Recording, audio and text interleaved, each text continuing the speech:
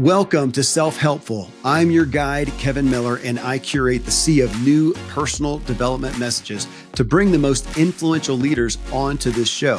Join me as I question my guests to better understand their counsel so we can all integrate the wisdom into our lives, because we all want to elevate our own experience and improve the way we show up for others. The Self-Helpful Podcast is presented by Ziglar, your premier source for equipping coaches. Visit Ziglar.com.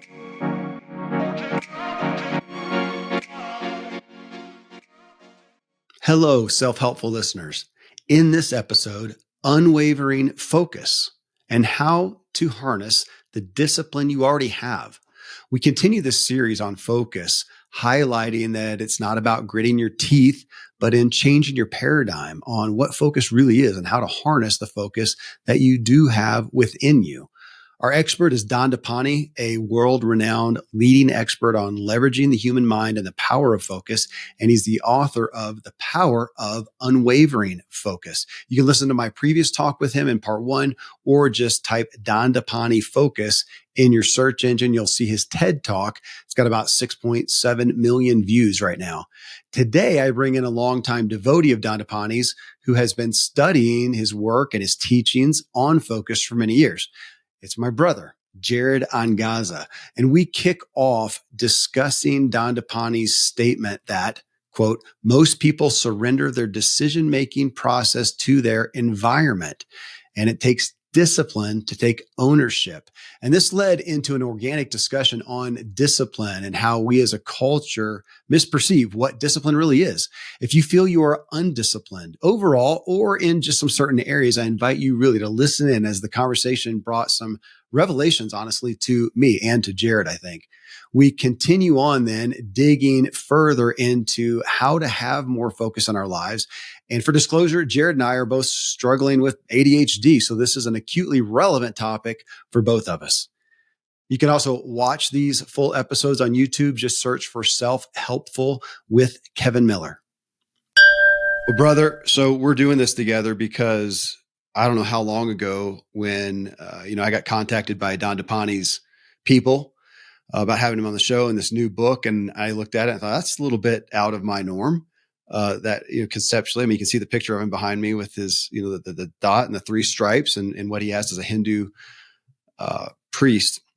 And I mentioned it to you and you said, holy moly, I'm into that guy. And you know the topic. And not only that, I mean, I could have found another co-host that maybe was familiar with him, maybe familiar with some of his topics and teachings, but even more so the fact that you have been practicing his teachings and whatnot for a while, probably on some other things, but obviously this one's initially on focus. We're going to talk about focus and then spirituality that we got on part 2 with him today as well. But initially, man, his aspect of how focus is, where we choose to put our energy.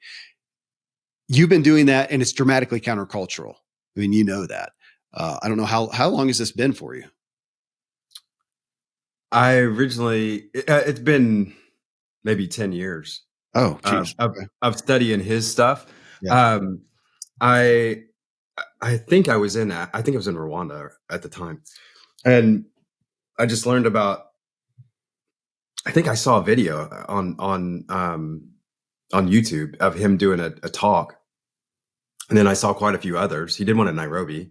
And I was just, when you hear something and it just like, oh my gosh, that's that guy speaking my language. And a lot of his stuff is on focus, which we'll get into.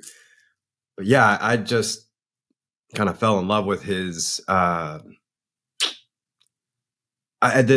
path that he lays out, I guess, and the things that he's focused on. And it resonated a lot. That's what I'm looking for, is resonance. And I've been practicing a lot of his philosophies and he has an app or there's an app for his stuff, but there's also a couple of courses, and he has one particularly on focus. And I took that course, I don't know, years ago, 4 or 5 years ago, I guess, when I took the actual course on my phone. I mean, on the phone app, you know what I mean? Well, let me come into it then there, and I'm going to paraphrase a little bit. He says, it's out of the book, most people surrender their decision-making process, but I'm going to also put in there / their focus. They surrender it to their environment, people and things around them, whatever happens to be going on. And it reminded me of Tom Rath, who's the author of Success 2.0. That's where he came to fame, but he has a book called Fully Charged, where this has been 5 years ago or more that I had him on the show. And his focus in that book, the topic was his interest in people saying, how was your day? It was good. Or how was your day? And they respond, it's bad. And he would say, well, why? And they would say, well, it was a good day because, I woke up this morning and the sun was out and my spouse said something nice to me. And man, the traffic was pretty good. And they had really good coffee at the office and whatever. Or it was bad because of it's a snowstorm. We had to shovel our way out and my kids were mean to me and all these things that they didn't have control over. And he's going, but the things that make up a good day, we really can have control over. We can manufacture those things and in a sense, make every day a good day instead of, like Dandapani says, surrendering it to what happens out there. And that's what was on my mind when he talks about, no, your focus is what you choose to give focus to. Your attention is which doesn't sound, we're talking about, it doesn't, even as I say, it doesn't sound revelatory. It sounds like, well, okay, duh. Yeah, but that's not how we live. That is not the cultural construct of, we say, gosh, I feel good or I feel bad depending on what happened or what's around me. Not I feel good because I choose to, it just doesn't, even saying it. That's why we're talking about it. It's revolutionary, which is why he spent 10 years as a monk trying to hone this skill. Okay. So bring it there that you talked about discipline before we were talking on the show, that discipline, because it's a skill. It's not something you just hear and go, oh yeah. And you go, okay, from now on, I'm just going to decide what I put my focus on. No, you're going to go train like you're going to the Olympics. Yeah. Well, it's pretty closely connected to drive, your focus. And I'm sure we'll connect some more lines there. Perhaps it's in our genes in that we are brothers and we're both very compelled, in that direction with discipline and drive. And I have always had a thing about discipline. And I've always seen it as something, I think even as in my young years was very, drawn towards discipline. I think there was a time when I was, quite young thinking about, oh, maybe someday I'll go into the military or whatever, because I liked the discipline. I liked the challenge. I liked the kind of tribe aspect of it as well and taking care of one another. Anyway, it turns out I didn't believe in war, but so that sort of knocked me out of that part. But in the end, I liked the discipline aspect of it. And I wrote a blog. It's back when I was a blogger, quote unquote. And I wrote a blog called Sweet Discipline. It might've been when I was living in Mombasa, I think it was. And because I realized that some of the sweetest things in my life, relationships, my fitness, and even the things that I want to do in life, vocationally and whatnot, they all are a result, or the health of them are all a result from discipline. I thought, wow, that's hard for me to ever see discipline as negative. I'm going to ask you to define that. I think it's one of those words that people think of, differently. Obviously you can discipline a child, That's a very good distinguishing aspect. Yeah. So there's a difference between discipline, and I'm a parent, so this one comes up a lot, with the kids. And there's a difference between discipline and punishment. So punishment is like retribution or something. It's like you did this, so you're getting that. Punitive. Yes. So, like a lot of our nation, we're very punitive. Then the other side of that with discipline is, in my mind, what can happen prior to the incident that might call for some sort of punishment. But if you have the discipline before that, the child might not do something to be punished, might not do something that warrants punishing, let's just say. Now, I also want to be clear that what I'm just mapping out there is kind of a basic formula. I thought about this not too long ago, and somebody asked, and I thought, I don't know. I can't think of a time when I've like punished my kid. Like I've never had, it's never, I'm not saying like I've never spanked my kid, just like I don't do that. I'm just saying like it never came up. Like I never thought about like, oh, this would be an opportunity to spank a kid. Like it just didn't come up. I didn't, I haven't had those moments. There's a lot of things I don't experience out of my children because we are a kind of a disciplined family, I guess. We have rituals, we have ceremonies, we have things like my rituals. I mean, like routines, things we do on the daily. I just pulled it up. I like to do this with words. So discipline, if you just pull it up, first definition you get out of Oxford, the practice of training people to obey rules or a code of behavior. And then it goes, comma, using punishment to correct. Okay, but hold on there. Then as a verb, it says train someone to obey rules or a code of behavior. Again, then it again says using punishment. But when we talk about, David Goggins, who's known for being Mr. Discipline or Jocko or whatever, he's not, what he's doing, what you're talking about and what he seems to be, alluding to, training ourselves to obey rules or a code of behavior. We get to stop there. Now, because if I don't, do I punish myself? I guess if we don't, we receive the consequences. We'll receive the punishment from the whatever. Yeah. If I don't have a code of conduct or behavior and rules around what I eat, okay, around what you eat. Well, the punishment is I feel like crap and I don't perform well the next day. So we're saying I am disciplined because I'm driven to be, to bring that in, to be disciplined because I want the outcome of that. And if I am not, I do not like the outcome of not being. So I see discipline as a path to what I want. Like it's the experience that I want to have. I can't get there without discipline. It doesn't just flop into my world. Like I have to be intentional, setting my intentions around that, and then be disciplined in moving towards that. Whether, again, if it's my fitness or if it's an aspect of my, a relationship, romantic or just a friend or whatever, or my kids, like all of those. And again, I look at everything as it being a relationship. We have a relationship with technology, we have a relationship with fitness, a relationship with humans. And I see this discipline as a way to, steward those concepts of my life well, to handle them with integrity and to show that I care and to show up for those things every day and for myself if it's my own self-discipline stuff. And I see the sweetest things come out of that. And I don't. That's a great. It's a great term. I like that. Sweet discipline it's like Ramsey's financial peace. You don't usually put those things together. Sweet discipline. Seriously, what it makes me think of is a guy we know, Joshua Spodek, Sidcha, self-imposed. So I've talked about this before. So if you type in Joshua Spodek, Spodek, and Sidcha, Sidcha, that's why I had him on the show eons ago. And it was a self-imposed, daily, challenging, healthy activity. And the point he was saying there is being, so you create, to go back to discipline, you create rules or a code of behavior or structure that you believe in and desire. Nobody else is forcing you to. The consequences are your own. Nobody's gonna come slap your hand if you don't do those, again, self-imposed things.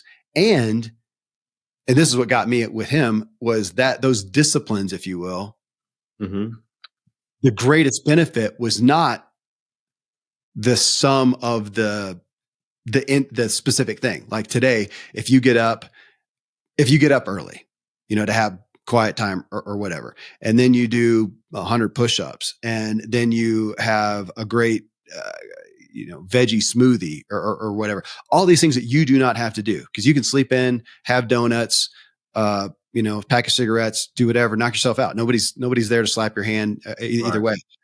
But doing those things, obviously those things in themselves are good, but the act of you having the discipline to control and guide yourself, that is the biggest benefit to your your overall being than even the sum of those specific parts. I'm making it possible for me to live the life that I want through that discipline. That discipline is what allows me to experience all the wonderful stuff on the other side of, I got up early, I did my morning routine, I had my veggie smoothie and my mud water and whatever, and I did all these things and I feel better. So the result at the end of the day is that I feel physically better. I feel emotionally better. I feel happy. I feel all those things. I don't feel those things in the absence of the discipline that it took to help me get there. So the discipline is something that's very sweet in my life. And to bring it, directly to Dandapani, as a student of a lot of Eastern philosophy and specifically, Taoism, which is a way, not a religion. We, in the West, we think, it's Christianity and Taoism, and it's actually not. It's a way of being. It's like an agreement and a commitment to a path, not necessarily a religion. But that the Taoist belief of flowing like water these, I'm trying to think how to say this, but it's like there are ways of discipline. I studied Bushido, which is the way of the samurai, and, Sure. and it's a way of discipline. I had to be disciplined enough to read 2 books that taught me how to read the Hagakure, which is like the Bible of the samurai, because it's sort of not understandable by the average Western guy that without having read a couple of books to teach me how to read it well.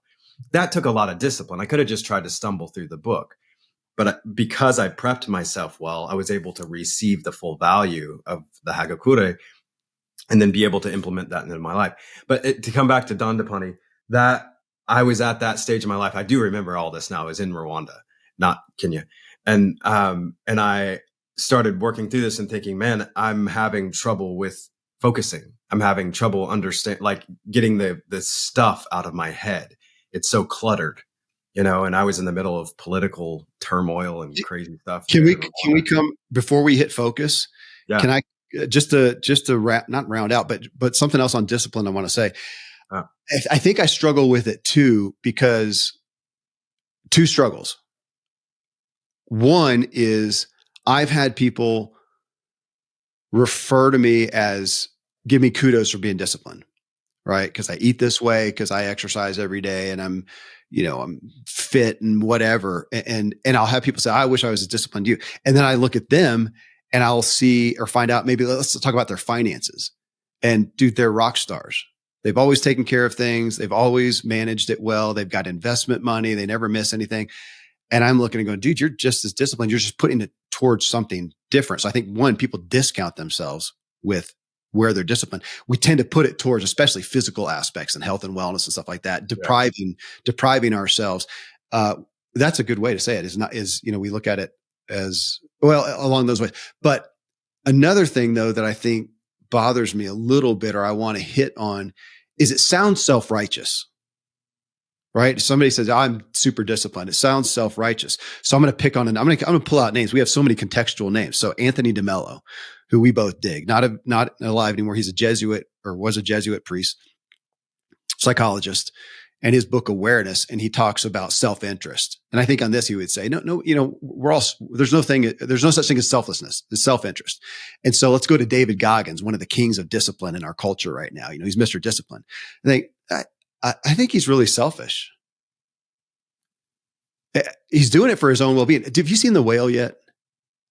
The new movie? No, it's on my list, but yes, okay. I want to see it. I haven't seen it yet. Okay. I watched it a couple of days ago with Brendan Fraser, The Whale, this morbidly obese guy, 600 pounds, whatever like that.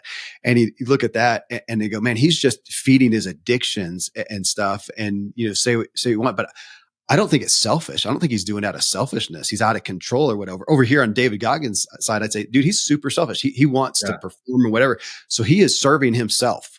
And through that, now he might say it enables him to serve other people.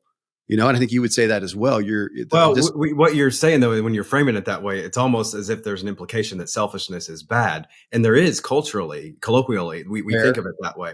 But when we look at selfishness and we say, okay, here, let's put that word over here for a second. If I have another discussion about saying self-love is important, and you should start with your own self-love, fill your own cup, and serve others out of the overflowing of that cup. That's a Jewish philosophy as well. I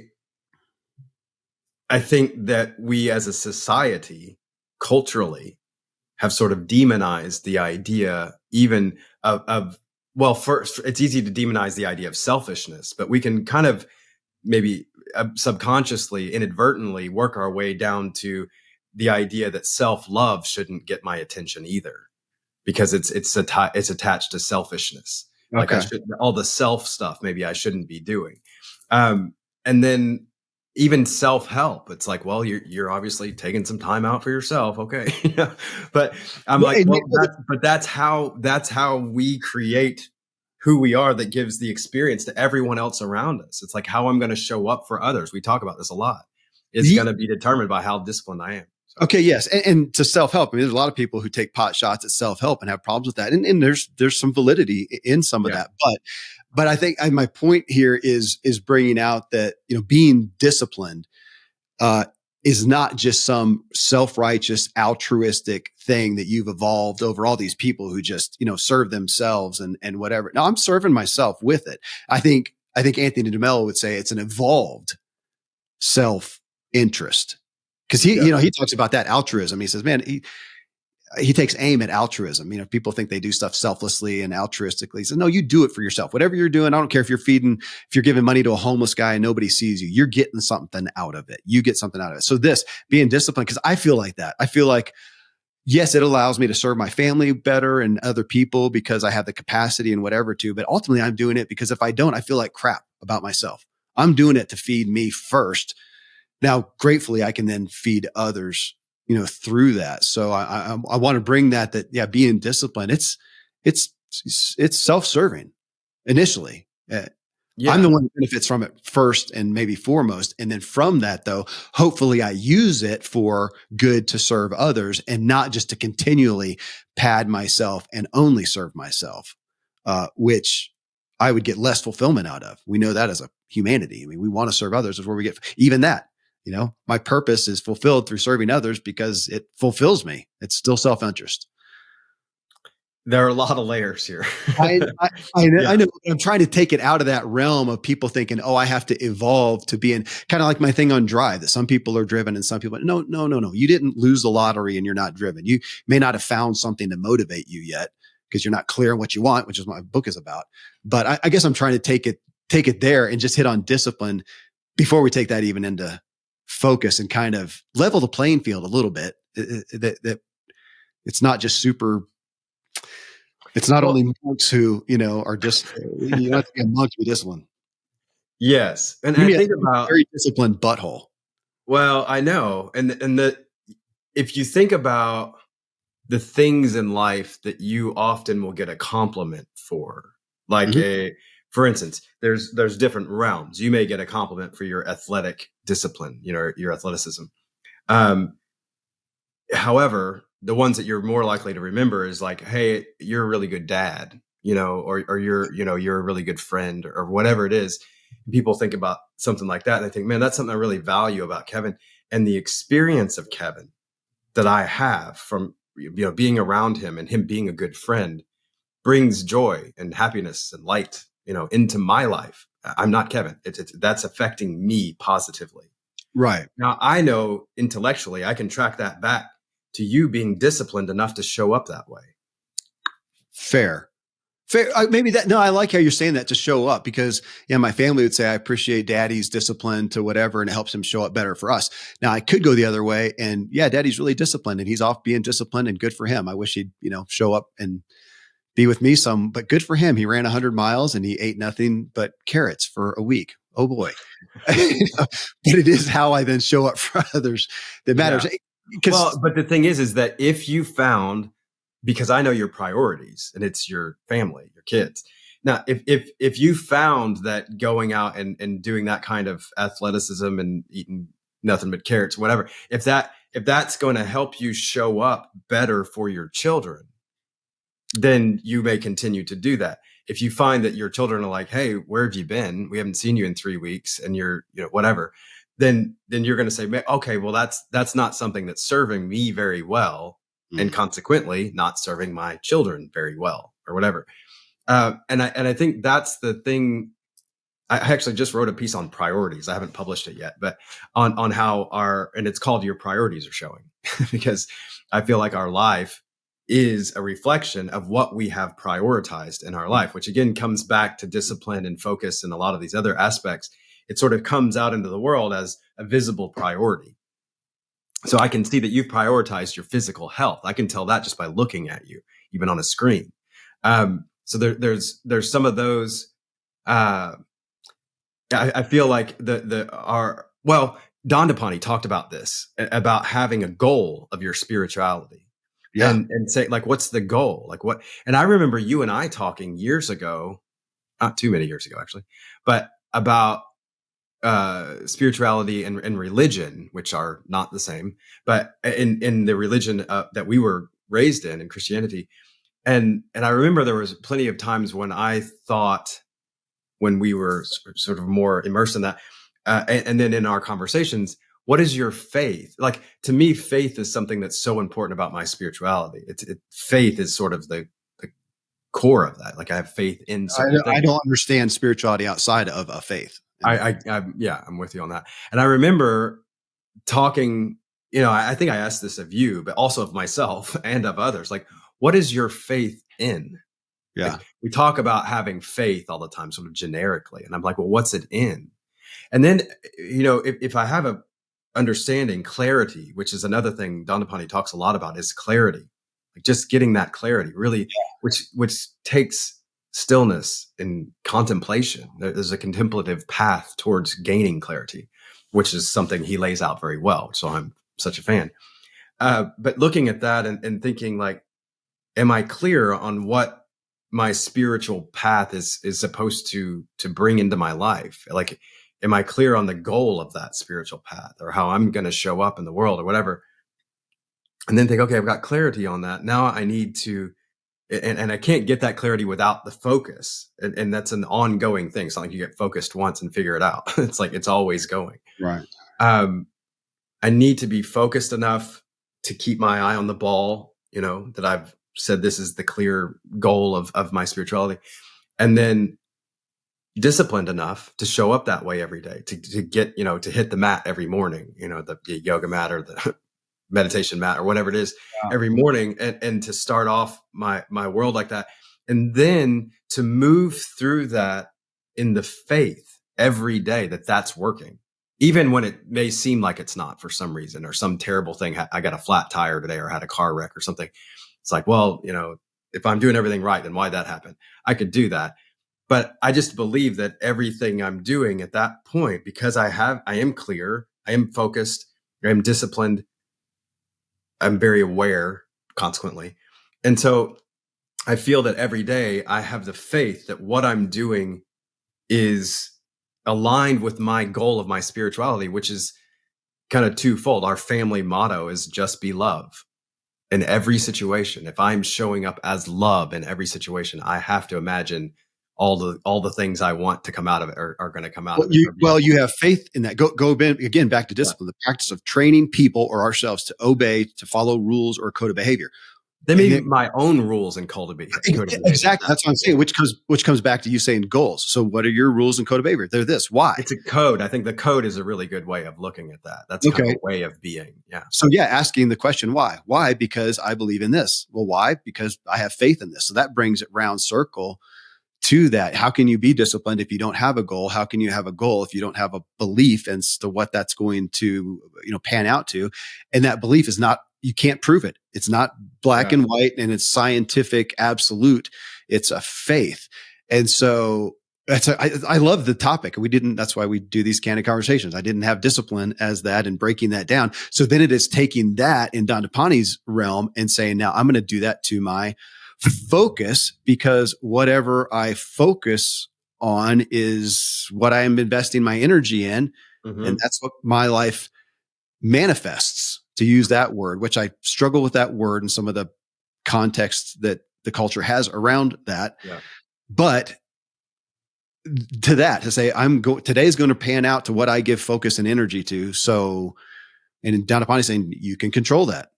Part of my discipline was going out and finding resources and sort of a guru, if you will, in Dandapani and on focus, because I realized focus is something that I needed more of in my life to help bolster my mission, of my own spirituality, which I mean, I guess just to articulate what that is, my personal vision for myself, my spirituality, my the way I show up in the world, all that. And this was borrowed from Marianne Williamson's book, A Return to Love, that I read when I was 17. She says, my vision is to let my light shine so bright that it liberates the light in others. That's another way I think of just saying, just be love, which is what we say to my kids. And that's an easier maybe understanding of it. But if my goal is for me to shine brightly, every day, and I say that to my kids, shine bright, baby. Like that, if that's my goal, that is my goal to show up that way every day. To do that, I do have to be disciplined enough to meditate, to do my yoga, to do my workouts, to do all the other things that I do in kind of more in a physical and metaphysical world. And then also to be disciplined enough to not fill my mind with a bunch of stuff that I don't want to impact my world, and watching a lot of violent stuff or whatever, or all these things that come into my world. I get to be disciplined enough in those spaces to be able to kind of craft intentionally the way that I show up for myself and for others. Again, I'm just talking about the tagline for this podcast now. Well, I keep coming back to it too. So to further promote my book, because what you got me to thinking of that I didn't bring into this. So we talk about drive, and a great example. I actually use this. I have the story of back when we were kids in the Guinness Book of World Records. I can't remember the guy's name. He was back then we don't use the word fat now, but that's what they said. Fattest man heaviest man on earth. And this dude weighed over 1,000 pounds. I remember that when we were kids. Yeah. Oh yeah. And I'm saying the dude was driven. He was driven. A meth addict is so driven, they'll kill for a hit. They're driven. Right. We just don't associate drive. We don't or give them credit for being driven because it's towards something that we don't give value to. Now, I look at drive as a source of energy. It's like a conductor. It's in there, and it's like you can turn that any way you want. It could be towards getting your next meth hit, or to being the best dad in the world. Exactly. And it can be towards making $1 billion.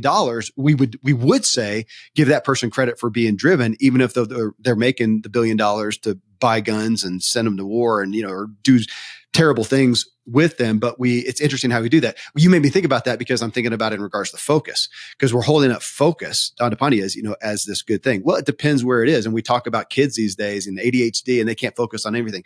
Dude, give the kid a device and an Instagram feed or whatever. They're focused. It's there. It's kind of like drive. We all got it in there. It just depends on something we find that is. Well, as parents, we have to do that. We have to be disciplined enough to tune in to how our kids actually show up and how they do get focused and whatever. And then say, okay, well, I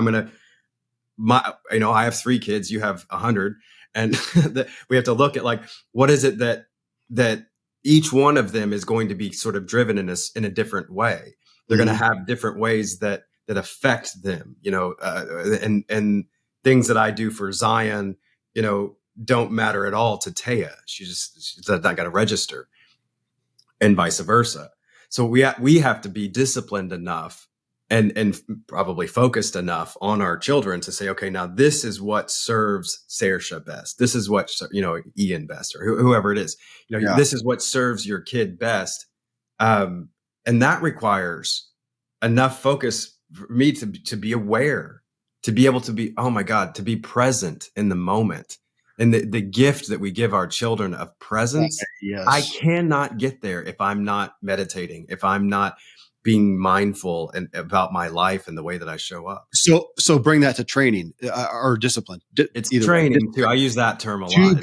To be aware. I almost feel like these days, every show that I have comes back to this. We should change the name to self-awareness or being present, because it seems like all this stuff is moot. All the stuff that we talk about, we're all going to hear it. It sounds good, maybe inspiring, but it's moot if we don't practice and become self-aware to stop and be able to implement it. Because I think about, focus. So I get billed as being pretty far on the spectrum of ADHD. I think you do too, don't you?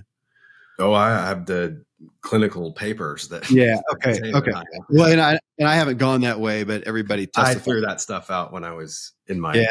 early 20s, I think. But yeah. Well, but that would say, oh, you can't focus on stuff. Dude, I can focus on stuff, but being aware. I'll tell you an interesting place for me is so I go on a bike ride specifically, even more so than running. For some reason, being on the bike and for me, it's a mountain bike.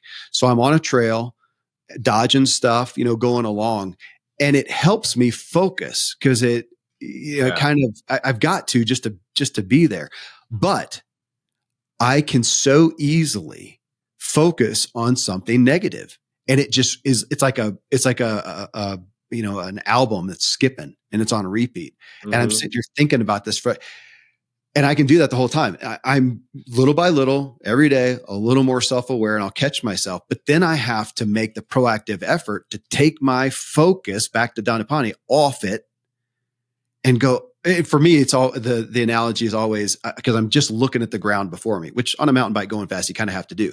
But I think, dude, lift your head up. Did you see that? There's an animated movie is it called Up? And it's called Look Up. It's an animated movie, I think. And I wish I could remember. There is one called Up, but I don't know if it's that one. It's not, it may not be that one. It's something that has A balloon. maybe so. Anyways, they during that's a mantra of the thing is look up, like notice what's around you. Don't just look down. I talk to my kids about that all the time. And when one of the kids is struggling with something, they can't get out of a loop. Yeah. I say, go outside and look up. Okay. Thank you. So it's along those lines. So me on the trail, I think about that. All I'm looking is at the trail in front of me. It's so myopic of a view. Look up, there's trees, there's Pikes Peak. It's freaking beautiful. Do that.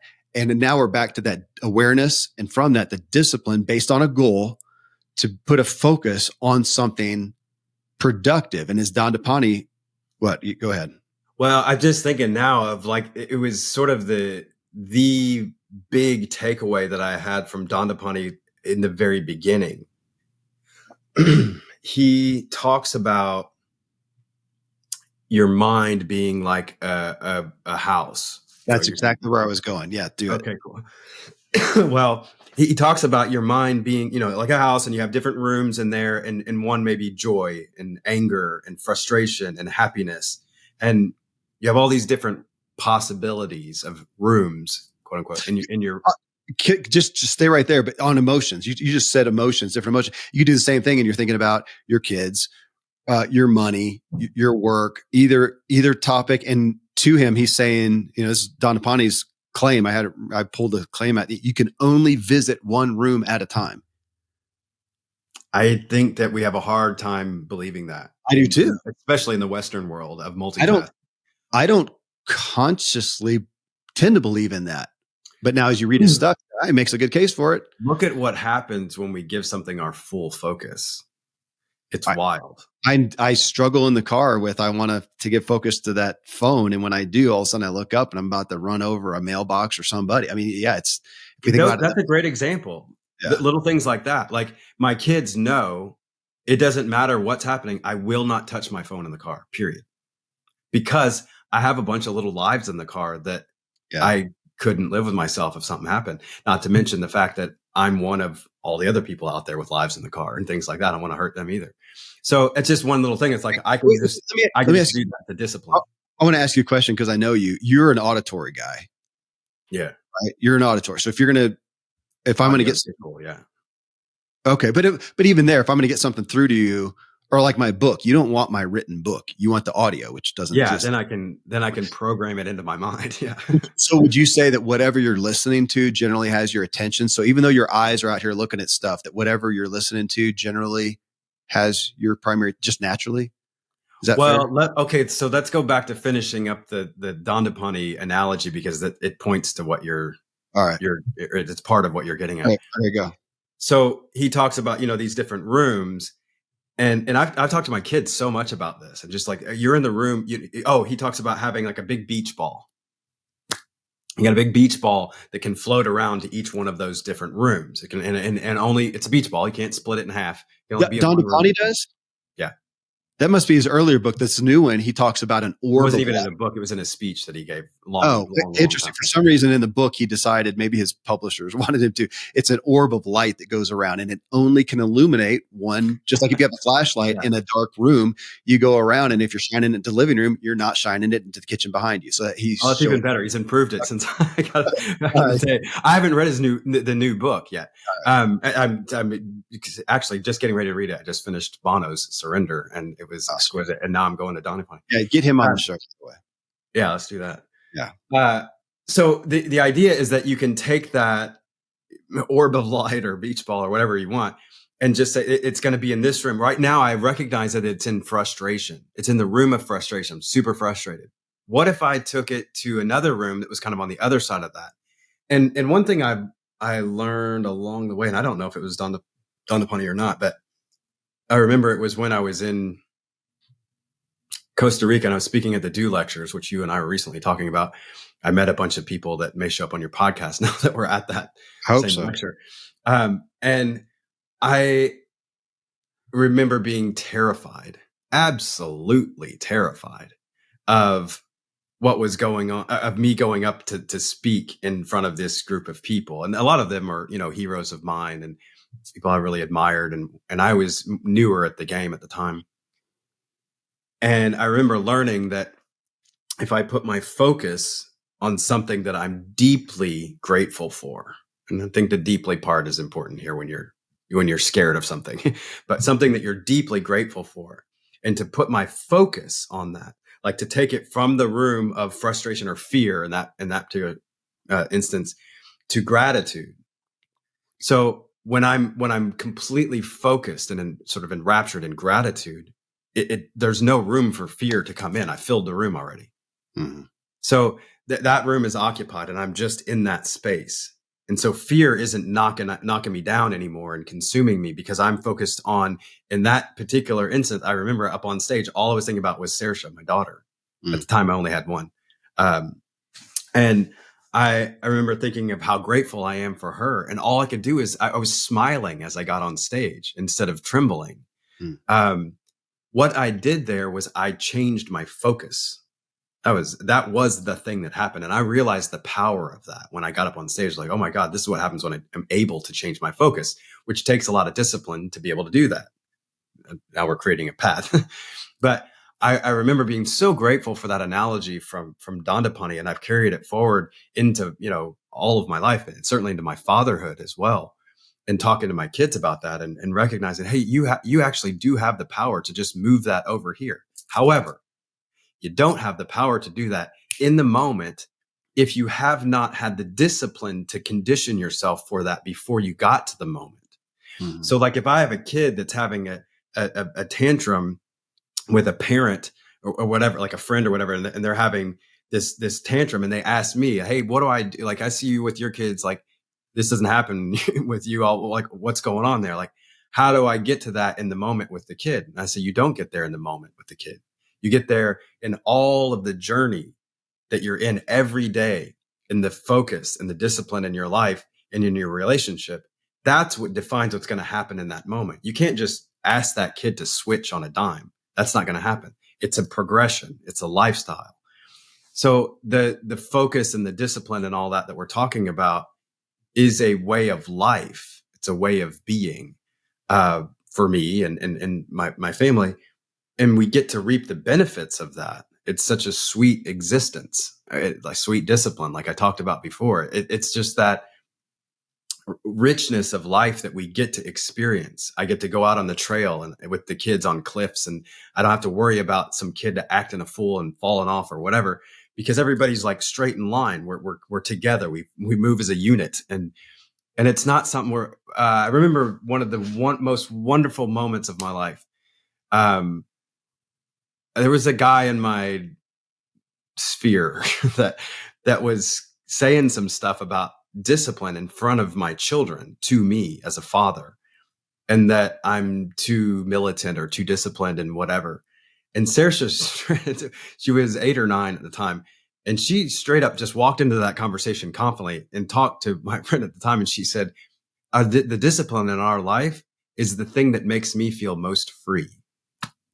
And I was like, whoa, that came from a 9-year-old. I didn't plant that, like not that direct statement anyway. She just said that in the moment because she felt it. I thought, wow, that's a powerful testament to what it is that I believe in all of this.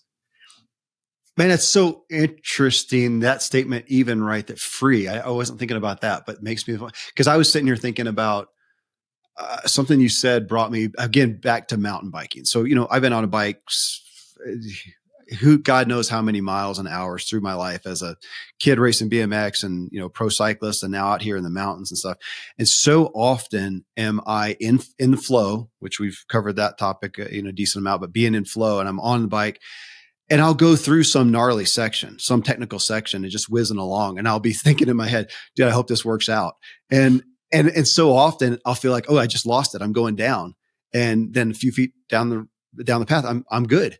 I think that's amazing. It just amazes me, kind of like a out of body experience. That just my body knows what to do after the 10,000 hours, Malcolm Gladwell's type because thing. Because of training. So back here so come back to focus. I am not that. I'm not a ninja with my focus. I feel like a rookie still of going, gosh, being aware, at least that's the first step. I'm being aware and realizing, oh my gosh, I have my orb of light. And if we want to do that, or my beach ball, I have that. And it's just right here in the room of fear or anger or bitterness. And it's just there. And I think that it's just there because of, well, she did that to me, or he did that, or I got that phone call, or the money, or whatever just happened to me. And so of course it's going to be there. Why? How could it not be there? This happened. How could I not be angry? How could my orb of light not be in anger? And now, to be fair and to be compassionate, I think Dandapani would say, dude, you're human. And your body just naturally, boom, went there. And I think my therapist would say, and there's a reason for that. Don't discount that. And we'll play with this, Jared, because my therapist would also say, dude, your propensity, Kevin, is to, I don't know what they would say, is just to shut the light off or just to deny it. Take a minute and sit there, feel it, and try to understand it. I haven't done that well either. Maybe I've just tried to jack it into something else. Let's stay here for a second, because I think what I probably do is I would tend to go, dude, my orb's in a bad place. Let's just go medicate and go for a ride. Or, somebody might, well, I should say maybe somebody. that, but if you say that, I know you're saying that sort of in a negative, let's go medicate or whatever. But what if you changed it a little bit and said, I need some medicine, medicine. And my medicine is being out in nature or being in a, whatever it is that gets me to the state of more awareness, of a deeper awareness, or that clears my mind a bit and lets me get back into, sometimes I feel like, maybe to extend the analogy a little bit, sometimes there's a hallway between rooms. And I feel like that I'm angry over here. I need to go to the hallway of just letting it out and breathing for a moment and being still so that I can get into the room of gratitude or whatever it is. And I don't know if Dandapani would appreciate me adding on to the complex. I wish he was here listening and he could tell us, because I am questioning, maybe it's just again, we're back to awareness. So I'm aware that my orb of light, my attention, my focus is in anger. That before I just go, boom, get that sucker out of there. Kind of that, I've seen that meme. I fell into some feelings the other day. I got out of that stuff quick. That's been my tendency. And I got therapists saying, I know when you don't understand yourself or your emotions or why you feel that way, you need to do that. You need to get Brene Brown's book on her, Atlas of the Heart. There's 87 emotions. What are you feeling? What room are you in and why?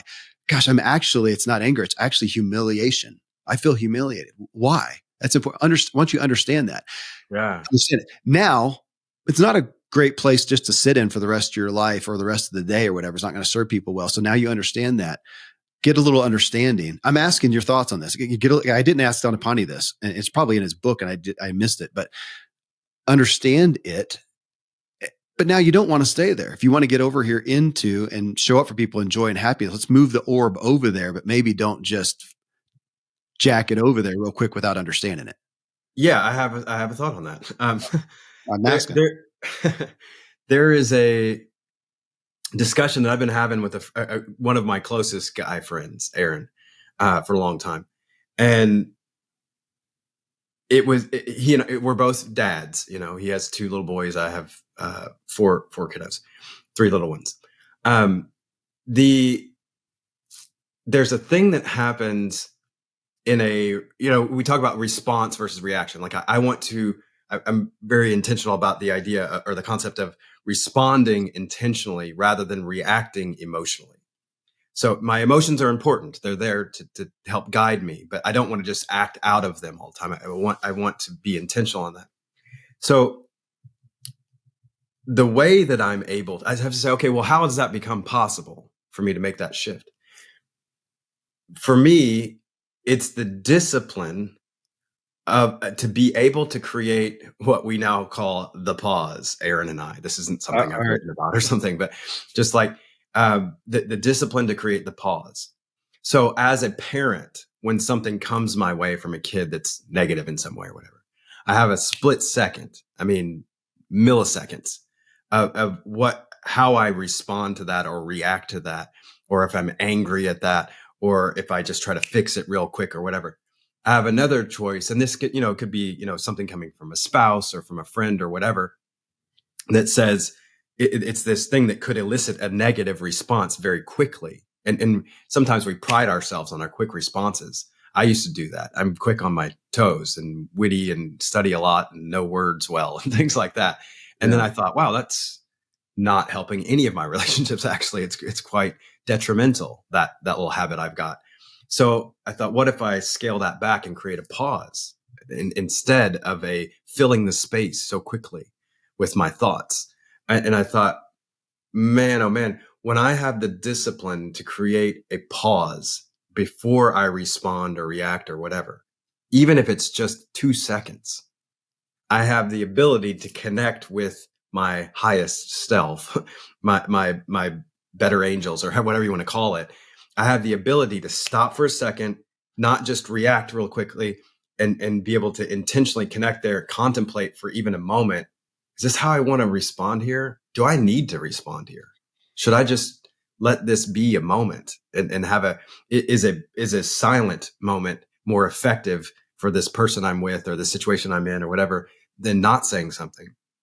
It's amazing how much we can contemplate in a couple of seconds. I mean, think about like when your kid's like falling off of something and you contemplate 85 things in half a second and then catch them. It's like we are capable of that. Here, can I this less than 24 hours ago, I had a guy on the show. It'll come out after this. Jake Eagle, his books, The Power of Awe. Right. Yeah. I'm excited about that one. You will be. You'll love it. It was incredible. 30 years as a therapist. And we touched on this, the pause, literally said that just again, less than 24 hours. And what came to mind for me was, for those of you who know a stick shift car, a manual car, we don't have that these days, but you're going along in first gear, and how often we get, something happens and we're wrapped up and we're redlining, man, we're right here. And that's just where we stay. The only way to get into second gear is to do what? Let off the gas, clutch, put the clutch in. It's a pause. So the car's going, and even if it's a half a second pause, it was necessary to get to the next place. Exactly.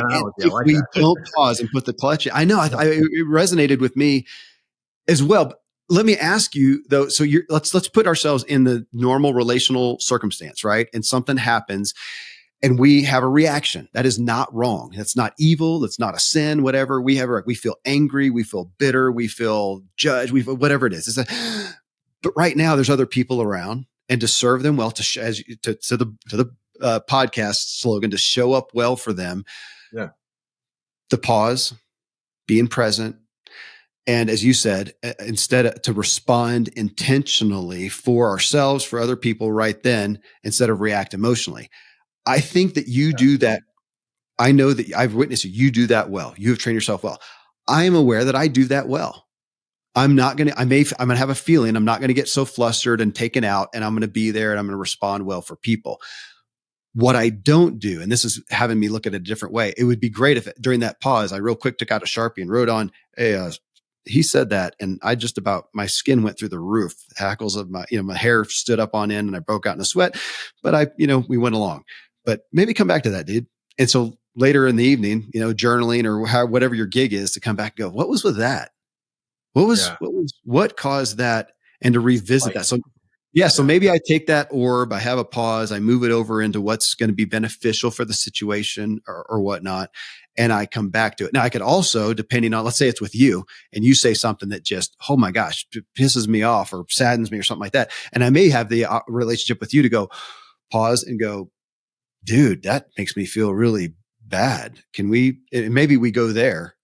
But then maybe the situation doesn't warrant for that again. But to come back either way to understand it. So if I don't do it in the moment, because it's best to move that orb somewhere else and put my focus somewhere else for everybody involved.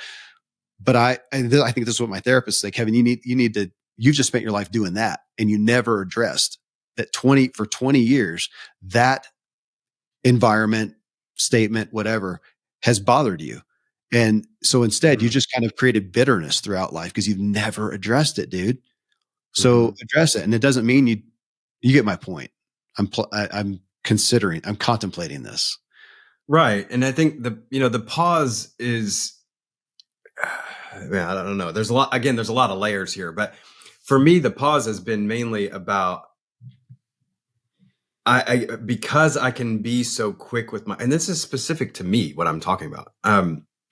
Anybody could take a pattern from it that might apply to their life. But for me, I'm quick with my words and I can wield words well. And I feel like that is that's a skill that I can rely on in some areas. And I'm a strategist, that's my gig. I've been the strategist for 20 some years. Yeah. I figure things out that are complex that other people, may not have been able to figure out for whatever reasons. They rely on me for that, to think about all the things, all the moves on the chessboard and things like that. I also found that doesn't serve my relationships very well at all. And even when it comes to the idea of manifesting, if you'll allow, getting bringing, sort of attracting the things to me that I want or whatever. As a strategist, I'm more likely to see all the possible pitfalls. I don't want to constantly think about that because I feel like that just brings more of that into my life. So anyway, there's times when I've had to step back from that. And here's something to think about. The power, when we feel that we've done something very powerful, important, positively impacting or whatever, there's a feeling that we have that's pretty hard to match. That feeling of, wow, I did that. I had that great father moment, or I had that great spouse moment, or that whatever it is. Those moments, man, I feel like those moments are there because of all the discipline that I had leading up to it. Mm-hmm. I had the discipline to pause in that moment and to see what's most wanted and needed in this moment. That's coming from some group therapy sessions, but what's wanted and needed in this moment. And I have, when I pause, I can tap into that. When I don't pause, I just kind of railroad over what was happening or could have happened. And I have become quite cognizant of that. And I've also found that the power that I feel as a human and the satisfaction and the fulfillment that I can feel from being in a moment where I would have ordinarily reacted quickly and concisely, poignantly, maybe all that. And instead I paused for a second and I said nothing. And maybe I just put a hand on a shoulder or something like that.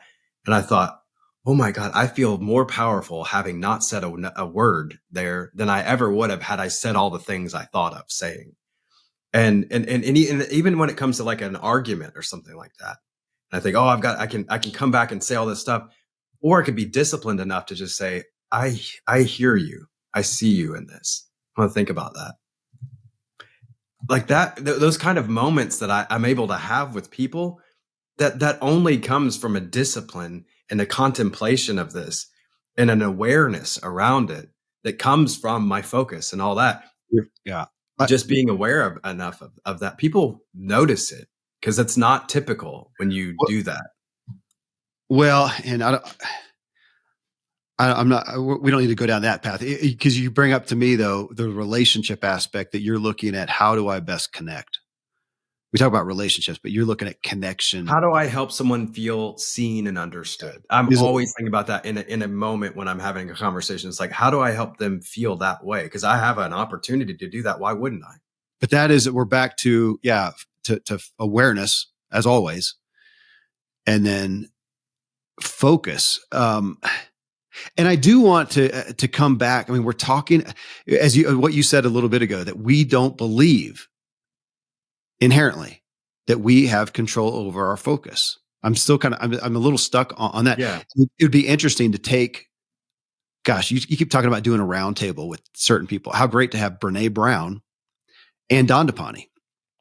Because I know, because she's going to give credit to saying, look, your emotions are valid.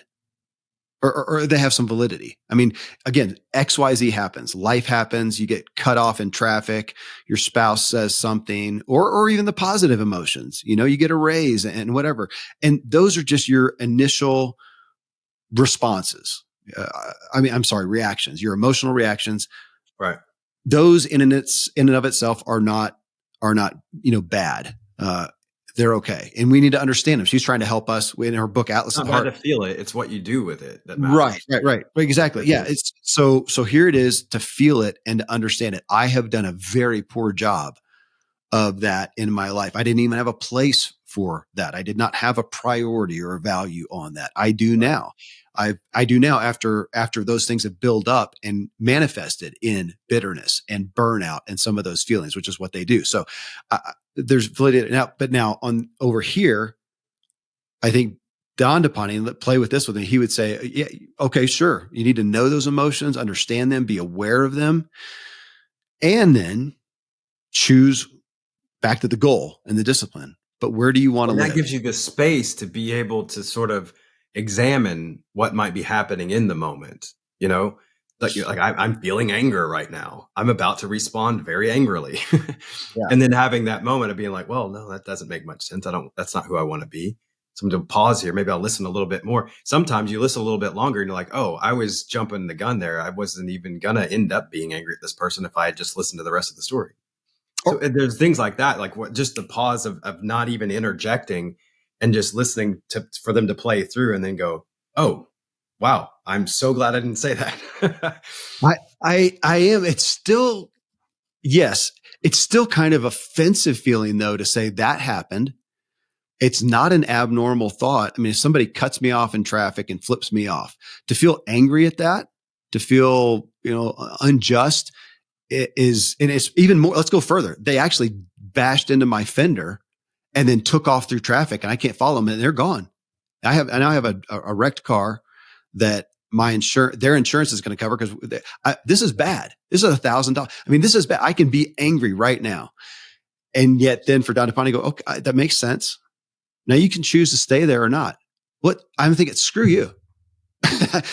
You're taking away. I'm angry. I should be able to be here, and I'm going to go. I feel you, man. And me, I've been in anger management classes. I know. And this comes back, and it's interesting. Yesterday, Jake Eagle, with the Power of Awe, his book, which will come out soon after this is published.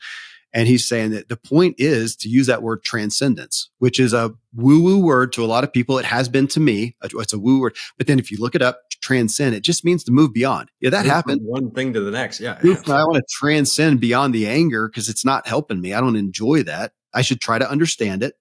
And it makes sense. They just bashed into me. It's going to cost me money. But as my brother Jared would say, yeah, but dude, it just is. It just is. So you can't change it.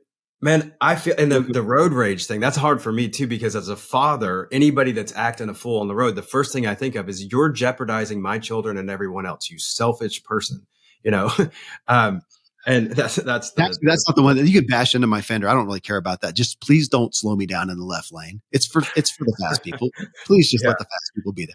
All right. It happened yesterday when we were in the car, as a family, and somebody cut us off, and the first thought was like, oh, you jerk, I'm going to go. This is why I had to have a gun, because if I did, I'd use it now. Right. Like I had, I don't know, 10 seconds in reality, maybe 10, 15 seconds of that feeling of like rage of like, how dare you cut my family off like that? And the guy was doing the weave thing. in traffic where it's, lethal. And Yeah. he'll get to where he's going 4.5 seconds before I'll get there, just right behind him, not doing anything like that. It's like so asinine. But I had a choice in that moment, and I chose it. We were going to a kids play, for the family and whatever. And I was just, and anyway, there was some movement in the car to kind of get ticked off about the whole thing, let's just say. And I was like, oh, it's just, I hope that, and I said something like, I hope that guy doesn't, hurt anybody along the way or whatever. So Zion, in your play, and I just totally moved on, like moved it out of my life, out of it. We didn't have a car wreck.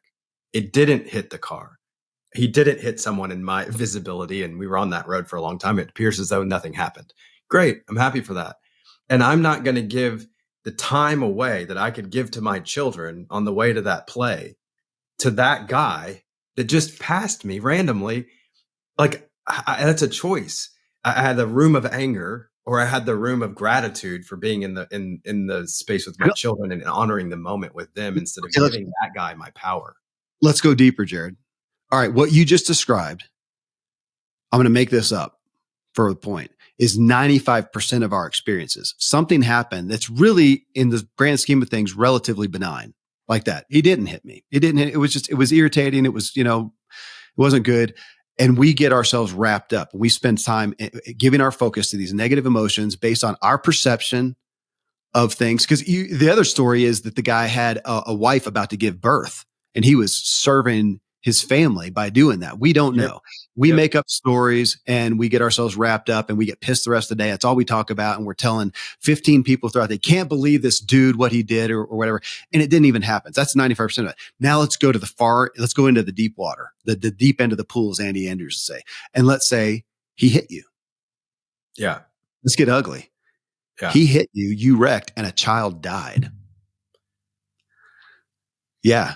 And now we go into Dandapani of going, dude, of Brene Brown. And she would say, my heart breaks for you. You were feeling despair and anger and these things, and those are relevant. And what do we know happens there? Most people are going to end up in depression, addiction, divorce, and stuff because of the death of a child. I don't even like to go there.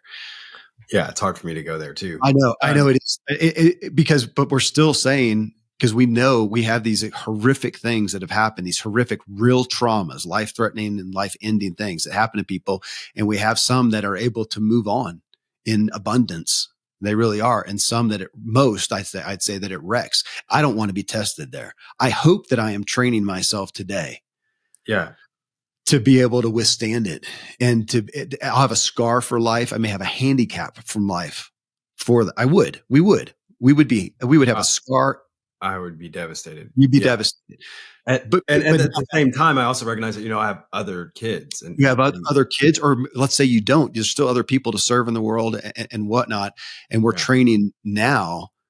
I am training now I've got 9 kids. My chances of seeing a kid taken out is higher. I think about that because I feel like it's arrogant not to. I have got to be training myself now to be able to withstand it for the rest of them. Right. I don't want to be tested there, but we're still into the place of, do I have control or not? Or does it have control over me? Is that event that does come to manifestation, which should make the events that don't, like yours yesterday with the guy who cut you off, should make those even easier to go, holy crap, at least we didn't die. At least it didn't actually happen. I thought of that yesterday. Is that I was grateful that something didn't happen in that moment, and focusing on being grateful that something didn't happen versus that guy threatened, my family or whatever. And again, that back in the day, I could have stayed hung up on that for weeks. And in truth, I'm just playing with it. He may be far less dangerous than the guy next to you who didn't notice, who's on his phone. You're probably right. Because he was so unaware. At least this dude's actually given an effort. He's driving recklessly, but he's a fairly decent driver, actually. Yeah, he's probably being fairly present. And the guy next to you, who we don't know about, who's been texting and hasn't looked up for 10 seconds, is actually a greater danger. And that's happening around us all the time. Well, and these are things that are just happening on the peripheral that I could then say, okay, well, what's most important is what's happening in my car. with my kids and my family and the stories that my kids were telling at the time and whatever. And that is a focus. Like you asked earlier about focus too, in being able to kind of like shift it. And because of the daily practice, and it is practice, and the training, that I'm doing every day, and that when someone, when there's something going on, like if you're talking to me and we're in a crowded scenario, a restaurant or something, and there's stuff going on, and the waitress drops something or whatever, and there's things going on or whatever, I notice a lot of times I'm in a conversation and the person I'm talking to is just all over the place. Like they're paying attention to pretty much everything but me. And I can be locked in, and it doesn't matter if bombs go off. Like I'm just there. I'm straight with you, and that's it. You're the only person in the room. I didn't used to be able to do that, but years and years of training on focus and being disciplined with that has given me the ability to give that gift to everyone that I sit with in a conversation. And I have people tell me all the time, man, when you are with me, you are with me. Like it seems like there's no one else on the planet. I really feel that from you. And I'm like, thanks, man. I've tried really hard to be that guy, because there was a lot of times in my ADHD realm of life, in the early years where that seemed like much more of a handicap. Yeah. I had a really hard time with that, and I felt bad about it. And like the way I felt after a conversation like that, I wanted to feel that the other person was felt and seen and understood and all that. And I feel like that's the greatest gift I could give someone is my full presence and awareness. Which does bring up too, because we've primarily been talking about your ability to move your focus, to have control of your focus no matter what. That's the ultimate desire. Resilience. Yeah. Yeah. And there are a lot of circumstantial things we can try to do like that. Because I was thinking about your one way to do that, have your focus, is think about just retain eye contact. Because when I asked you earlier about whatever you hear, does that get your attention? For me, it's whatever my eyes, wherever my eyes break my are. eye contact or eye connection there. Even in somebody, like with something happening, I'll deliberately, I kind of see it with my mind over here, like that thing just happened, but I'm not breaking with you, man. I'm in there. What do you got? I'm going to stick with you in this. Well, I would say I have to, because I'm a visual guy. So wherever my eyes are, so if I'm on the phone with you, I'm often pacing around looking at the ground so nothing gets my attention, or I may even have my eyes closed. So because I'm trying to be there. Right. That's a circumstantial or a tactile thing that I can do. Just like flipping your phone over or not having it on the table, which I wish. That's another thing I do. It's like I get rid of my phone when if I'm in a conversation. I'll literally like put it somewhere else. I don't want to see it. I don't want to have anything to do with it. I don't want an interruption. I'm with you, man. I generally do that, though. I will say I'm sometimes a guy who goes, man, I'm so sorry, but I actually, my wife's out of town. I got 5 kids. And so just in case there's hey, if I'm waiting on the family thing, then I'll say it. I have my phone here for this particular reason. I got burned on that one, man. I literally did it one time. Went into a meeting. It was like an hour and a half, and I was going to be that guy. Put my phone away. I'm not paying attention to it. And one of the kids broke an arm at school. Oh man. I was, So I just, anyways, we get the point though. There are some circumstantial things that we can do, especially as we are learning to ultimately be the Dandapani Jedi, we would assume, who even in the midst of the chaos can have that pause, center themselves, or whatever you want to call that. And we're not making it a hoodoo guru thing. And this is a discipline, no different than the ability for me to keep my bike upright, even when I think I may be going down and I don't know how much control I have, and my body just knows what to do. We want to get to where my mind, muscle memory. Yeah. Yeah, exactly. Muscle memory, which our mind is a muscle that we train. I'm trained for that pause now in a sticky situation. The second things start getting intense and my, blood pressure starts rising, it's like it triggers something in my body now that says, better create that pause, buddy. You're going to get in danger town. You're going to the danger zone. Well, let's do that with again, back to the guy that cut you off, of saying, oh God, right in the minute, it made me angry. It kind of endangered my family a little bit. I'm in the angry room. Okay. I don't really want to be there. And, maybe the dude's wife is giving birth somewhere. I don't know. I don't know their justification for that, but I might as well pretend, because I'm going to make up a story I'm going to make up a story that he's out to kill everybody, or I might as well make up another story. I can't do it. He's gone. It just is. Might as well make up a story that, yeah, he's going to save somebody. He's actually on the way to save their life. And thank goodness for him. And now I'm in the happy place. Serves everybody better. My first sort of journey in that realm was that I'll create another story. And you know what it was? It was the guy's taking his wife to the hospital because she's pregnant. Because I did that in Costa Rica when I was driving off traffic, like Fast and Furious style, with Ilea in the back of a rental car, no less, at the time. Yeah. I've done it twice. My wife's been in car wrecks, like 15 and 30 miles away. 2 times it's happened. And she's called me. And like once she's like out of her mind on the stretcher going, is it a car wreck? And I'm gone, man. I was not serving everybody else on the road very well. I feel you. So that was the first thing that I had to do that kind of helped with that scenario, was to create a different story. I'm a storyteller. That was fairly easy territory. Say, okay, cool. I can do that and create a different story for that guy that cut me off. Now it's more like what happened yesterday, where I didn't need that story to get me there. All I needed was just that second for the pause and saying, I'm not taking my focus off of the children that are talking to me in the back of the car about the play we're going to. I'm just going to stay focused on that. This guy doesn't get that power from that power for me. Yeah. There's the thing that we talk about, I talk to my kids a lot about, don't give your power away, baby. Don't give your power away. And I had a thing that I was, another friend situation, and it was negative.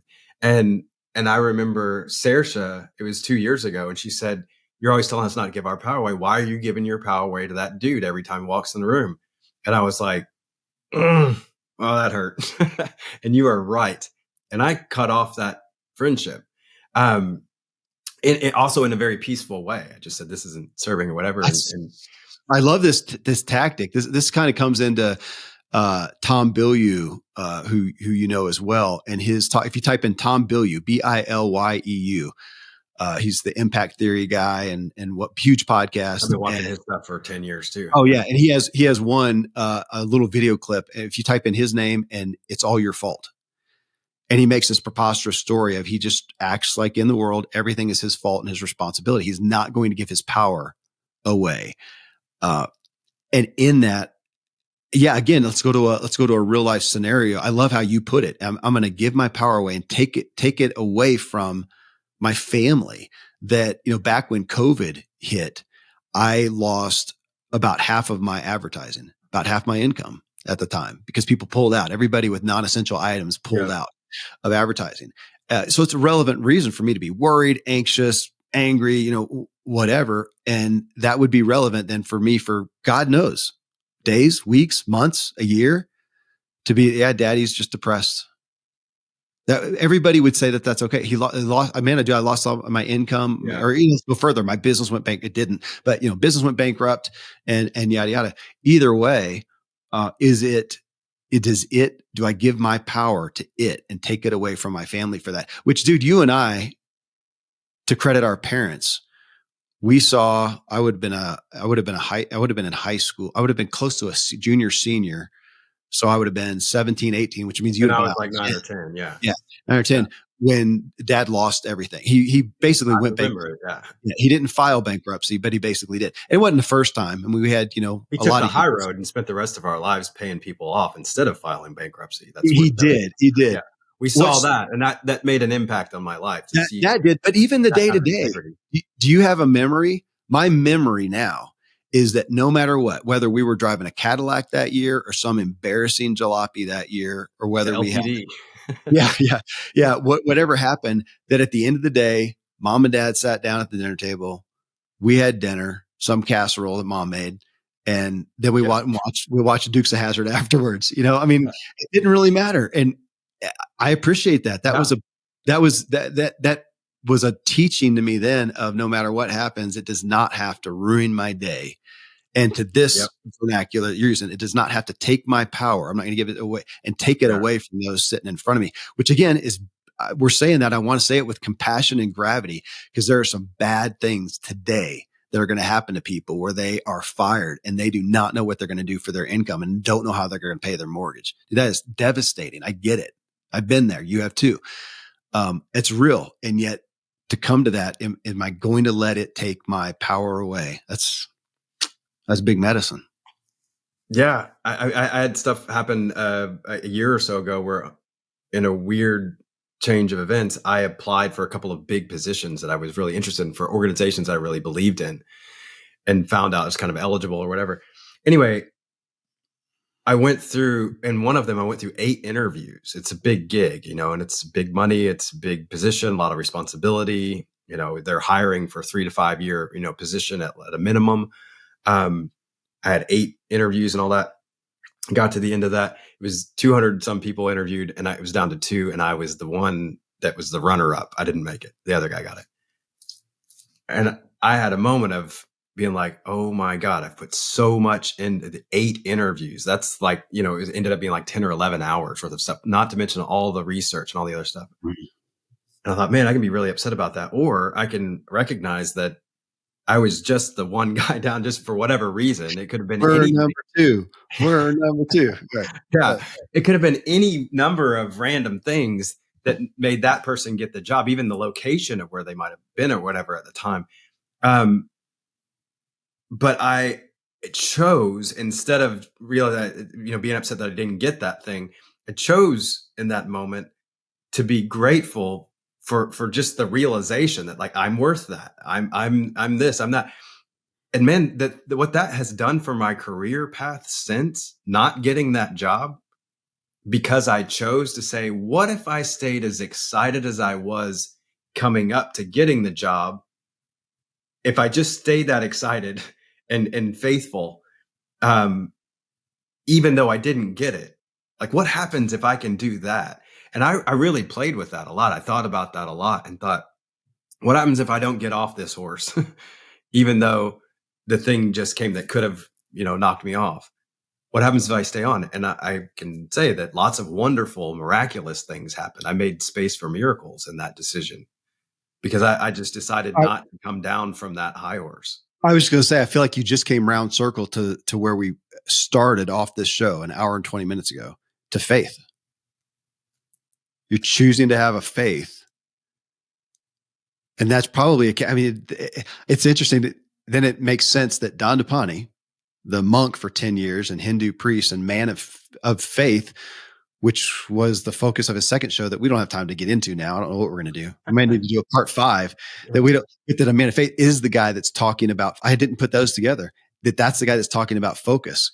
That would be another question. Can you have this type of power of focus without faith? And can you honor your faith without this type of focus? Oh, all right. And that's what got me there. Deep Thoughts by Jack Handy. That's big. I don't even know. So we're going to leave that to ponder, because I'm going to have to ponder that. I don't have a comeback on that one. That's interesting.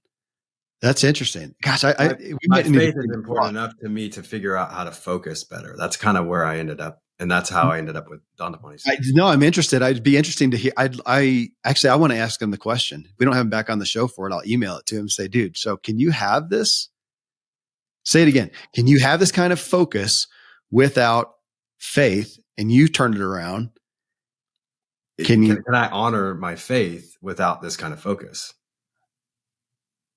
I don't think so. We don't have to answer that. I didn't either. I mean, that's what I came to. That's why I started following Dandapani. Oh my gosh, that's a direct opening to go into spiritual, but we're at an hour, 20 minutes. I know. Show. We'll have to figure out what to do with that, folks. Cause I want to talk about that as well. Hey, let's end there, man. It's power. You've given me, I'm sitting here taking notes, but that one right there, I don't know. We may need to do another show on that. I'm game. Hey, brother, thanks, man. It's so great to resonate with you on this. Thank you for the man of faith and focus that you are. I'm grateful. Thank you, brother. And you as well. All right, friends, that is part 3 of this 4-part series on focus with our expert, Dandapani. Coming up next is my wrap up, and I've titled it, I've really boiled down to what really struck me as 6 lessons on focus from a former monk and current master. Friends, thank you for tuning into Self-Helpful, where I curate the sea of new personal development materials and help you integrate wisdom into your life, because we all want to elevate our own experience and improve the way we show up for others.